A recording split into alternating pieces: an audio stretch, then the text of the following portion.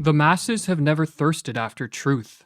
They turn aside from evidence that is not to their taste, preferring to deify error if error seduce them. Whoever can supply them with illusions is easily their master. Whoever attempts to destroy their illusions is always their victim. According to the psychologist Carl Jung, the greatest threat to civilization lies not with the forces of nature, nor with any physical disease, but with our inability to deal with the forces of our own psyche. We are our own worst enemies, or as the Latin proverb puts it, man is a wolf to man. In Civilization in Transition, Jung states that this proverb is a sad yet eternal truism, and our wolf-like tendencies come most prominently into play at those times of history when mental illness becomes the norm rather than the exception in a society, a situation which Jung termed a psychic epidemic. Indeed, it is becoming ever more obvious, he writes, that it is not famine, not earthquakes, not microbes, not cancer, but man himself, who is man's greatest danger to man, for the simple reason that there is no adequate protection against psychic epidemics, which are infinitely more devastating than the worst of natural catastrophes. In this video, we are going to explore the most dangerous of all psychic epidemics, the mass psychosis. A mass psychosis is an epidemic of madness, and it occurs when a large portion of a society loses touch with reality and descends into delusions. Such a phenomenon is not a thing of fiction. Two examples of mass psychoses are the American and European witch hunts of the 16th and 17th centuries, and the rise of totalitarianism in the 20th century. During the witch hunts, thousands of individuals, mostly women, were killed, not for any crimes they committed, but because they became the scapegoats of societies gone mad. In some Swiss villages, writes Francis Hill, there were scarcely any women left alive after the frenzy had finally burned itself out. When a mass psychosis occurs, the results are devastating. Jung studied this phenomenon and wrote that the individuals who make up the infected society become morally and spiritually inferior. They sink unconsciously to an inferior intellectual level. They become more unreasonable, irresponsible, emotional, erratic, and unreliable, and worst of all, crimes the individual alone could never stand are freely committed by the group smitten by madness. What makes matters worse is that those suffering from a mass psychosis are unaware of what is occurring. For just as an individual gone mad cannot step out of his mind to observe the errors in his ways, so too there is no Archimedean point from which those living through a mass psychosis can observe their collective madness. But what causes a mass psychosis? To answer this question, we must first explore what drives an individual mad. While there are many potential triggers of madness, such as an excessive use of drugs or alcohol, brain injuries, and other illnesses, these physical causes will not concern us here. Our concern is with psychological, or what are called psychogenic triggers, as these are the most common culprits of the mass psychosis. The most prevalent psychogenic cause of a psychosis is a flood of negative emotions, such as fear or anxiety, that drives an individual into a state of panic. When in a state of panic, an individual will naturally seek relief, as it is too mentally and physically draining to subsist in this hyper-emotional state. While escaping from the state of panic can be accomplished through adaptive means, such as facing up to and defeating the fear-generating threat, another way to escape is to undergo a psychotic break. A psychotic break is not a descent into a state of greater disorder, as many believe, but a reordering of one's experiential world, which blends fact and fiction, or delusions and reality, in a way that helps end the feelings of panic. Silvano Arietti, one of the 20th century's foremost authorities on schizophrenia, explains the psychogenic steps that lead to madness. Firstly, there is the phase of panic, when the patient starts to perceive things in a different way, is frightened on account of it, appears confused, and does not know how to explain the strange things that are happening. The next step is what Arietti calls a phase of psychotic insight, whereby an individual succeeds in putting things together by devising a pathological way of seeing reality which allows him to explain his abnormal experiences. The phenomenon is called insight, because the patient finally sees meaning and relations in his experiences. But the insight is psychotic because it is based on delusions, not on adaptive and life-promoting ways of relating to whatever threats precipitated the panic. The delusions, in other words, allow the panic-stricken individual to escape from the flood of negative emotions, but at the cost of losing touch with reality, and for this reason, Arietti says that a psychotic break can be viewed as an abnormal way of dealing with an extreme state of anxiety. If a panic-triggering flood of negative emotions in a weak and vulnerable individual can trigger a psychotic break, then a mass psychosis can result when a population of weak and vulnerable individuals is driven into a state of panic by threats real, imagined, or fabricated. But as delusions can take many forms, and as madness can manifest in countless ways, the specific manner in which a mass psychosis unfolds will differ based on the historical and cultural context of the infected society. But in the modern era, it is the mass psychosis of totalitarianism that appears to be the greatest threat. Totalitarianism, writes Arthur Versluis, is the modern phenomenon of total centralized state power, coupled with the obliteration of individual human rights. In the totalized state, there are those in power, and there are the objectified masses, the victims. In a totalitarian society, the population is divided into two groups, the rulers and the ruled, and both groups undergo a pathological transformation. The rulers are elevated to an almost godlike status, which is diametrically opposed to our nature as imperfect beings who are easily corrupted by power. The masses, on the other hand, are transformed into the dependent subjects of these pathological rulers and take on a psychologically regressed and childlike status. Hannah Arendt, one of the 20th century's preeminent scholars of this form of rule, called totalitarianism an attempted transformation of human nature itself. But this attempted transformation only turns sound minds into sick minds.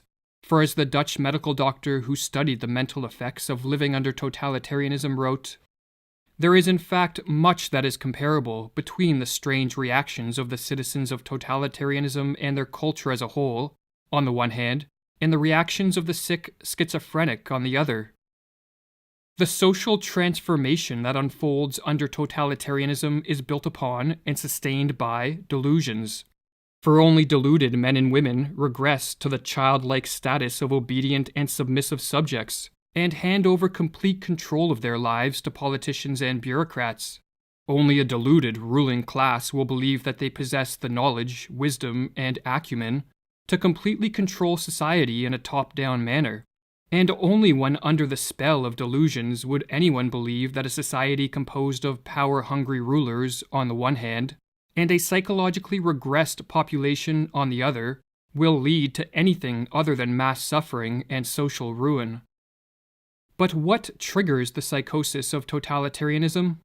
As was explored in the previous video of this series, the mass psychosis of totalitarianism begins in a society's ruling class. The individuals that make up this class, be it politicians, bureaucrats, or crony capitalists, are very prone to delusions that augment their power, and no delusion is more attractive to the power-hungry than the delusion that they can and should control and dominate a society.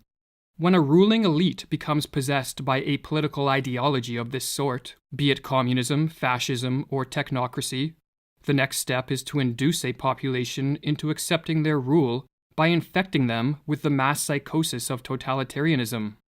This psychosis has been induced many times throughout history, and as Mirlu explains, it is simply a question of reorganizing and manipulating collective feelings in the proper way. The general method by which the members of a ruling elite can accomplish this end is called menticide, with the etymology of this word being a killing of the mind, and as Mirlu further explains, menticide is an old crime against the human mind and spirit, but systematized anew. It is an organized system of psychological intervention and judicial perversion through which a ruling class can imprint their own opportunistic thoughts upon the minds of those they plan to use and destroy. Priming a population for the crime of menticide begins with the sowing of fear. When an individual is flooded with negative emotions, such as fear or anxiety, he or she is very susceptible to a descent into the delusions of madness. Threats, real, imagined, or fabricated, can be used to sow fear, but a particularly effective technique is to use waves of terror. Under this technique, the sowing of fear is staggered with periods of calm, but each of these periods of calm is followed by the manufacturing of an even more intense spell of fear, and on the process goes. Or as Mirlu writes, each wave of terrorizing creates its effects more easily after a breathing spell than the one that preceded it, because people are still disturbed by their previous experience. Morality becomes lower and lower, and the psychological effects of each new propaganda campaign become stronger. It reaches a public already softened up. While fear primes a population for menticide, the use of propaganda to spread misinformation and to promote confusion with respect to the source of the threats and the nature of the crisis helps to break down the minds of the masses. Government officials and their lackeys in the media can use contradictory reports, nonsensical information, and even blatant lies. As the more they confuse, the less capable will a population be to cope with the crisis and diminish their fear in a rational and adaptive manner. Confusion, in other words, heightens the susceptibility of a descent into the delusions of totalitarianism. Or as Mirlu explains, logic can be met with logic, while illogic cannot. It confuses those who think straight. The big lie and monotonously repeated nonsense have more emotional appeal than logic and reason. While the people are still searching for a reasonable counter-argument to the first lie, the totalitarians can assault them with another. Never before in history have such effective means existed to manipulate a society into the psychosis of totalitarianism. Smartphones and social media, television and the internet, all in conjunction with algorithms that quickly censor the flow of unwanted information, allow those in power to easily assault the minds of the masses. What is more, the addictive nature of these technologies means that many people voluntarily subject themselves to the ruling elite's propaganda with a remarkable frequency. Modern technology, explains Mirlu, teaches man to take for granted the world he is looking at. He takes no time to retreat and reflect. Technology lures him on, dropping him into its wheels and movements. No rest, no meditation, no reflection, no conversation.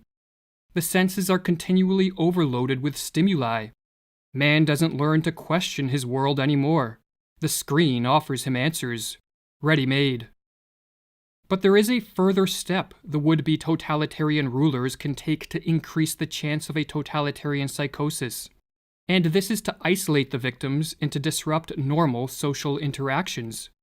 When alone and lacking normal interactions with friends, family, and co-workers, an individual becomes far more susceptible to delusions for several reasons. Firstly, they lose contact with the corrective force of the positive example, for not everyone is tricked by the machinations of the ruling elite, and the individuals who see through the propaganda can help free others from the menticidal assault. If, however, isolation is enforced, the power of these positive examples greatly diminishes. But another reason that isolation increases the efficacy of menticide is because, like many other species, human beings are more easily conditioned into new patterns of thought and behavior when isolated. Or as Mirlu explains with regards to the physiologist Ivan Pavlov's work on behavioral conditioning, Pavlov made another significant discovery. The conditioned reflex could be developed most easily in a quiet laboratory with a minimum of disturbing stimuli. Every trainer of animals knows this from his own experience. Isolation and the patient repetition of stimuli are required to tame wild animals.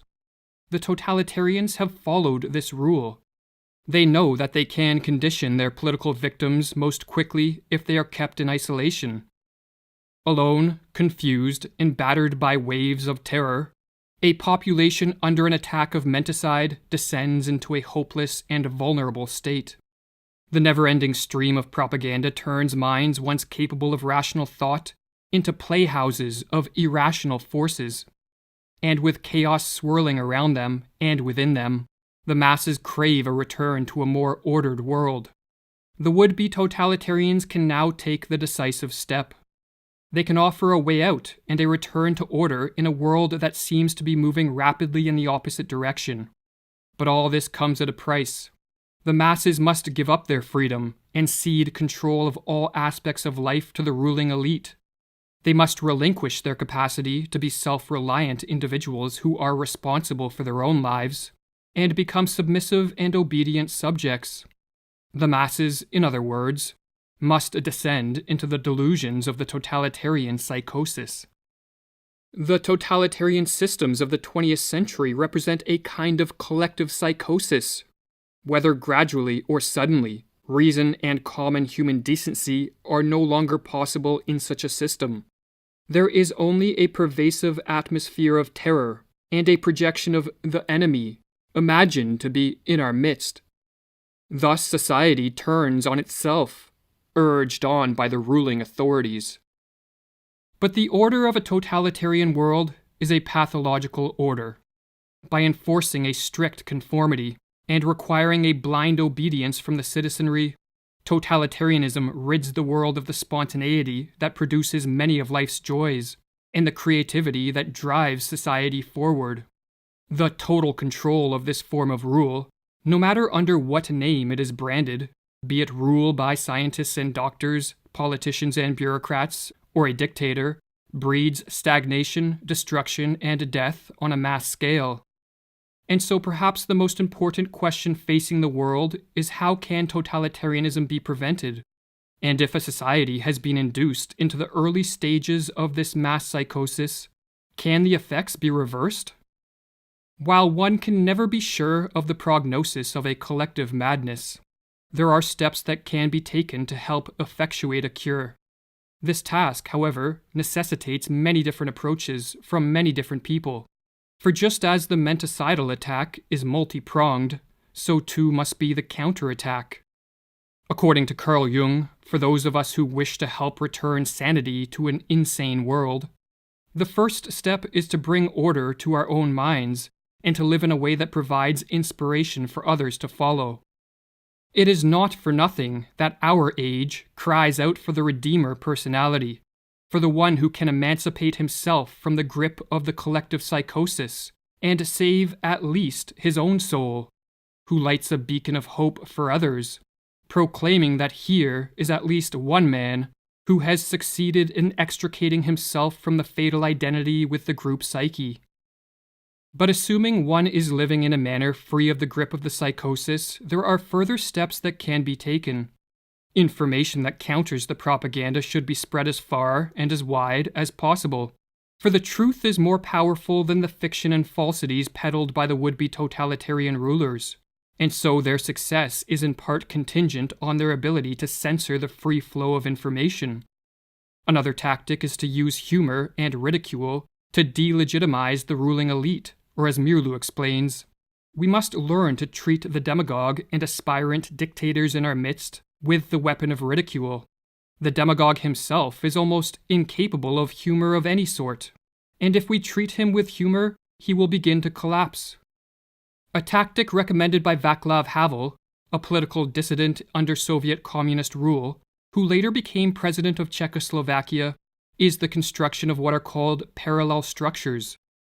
A parallel structure is any form of organization, business, institution, technology, or creative pursuit that exists physically within a totalitarian society, yet morally outside of it. In communist Czechoslovakia, Havel noted that these parallel structures were more effective at combating totalitarianism than political action. Furthermore, when enough parallel structures are created, a second culture, or parallel society, spontaneously forms and functions as an enclave of freedom and sanity within a totalitarian world. Or as Havel explains in his book, The Power of the Powerless. What else are parallel structures than an area where a different life can be lived? A life that is in harmony with its own aims, and which in turn structures itself in harmony with those aims. What else are those initial attempts at social self-organization than the efforts of a certain part of society to rid itself of the self-sustaining aspects of totalitarianism, and thus, to extricate itself radically from its involvement in the totalitarian system? But above all else, what is required to prevent a full descent into the madness of totalitarianism is action by as many people as possible. For just as the ruling elite do not sit around passively, but instead take deliberate steps to increase their power, so too an active and concerted effort must be made to move the world back in the direction of freedom. This can be an immense challenge in a world falling prey to the delusions of totalitarianism, but as Thomas Paine noted, tyranny, like hell, is not easily conquered. Yet we have this consolation with us, that the harder the conflict, the more glorious the triumph.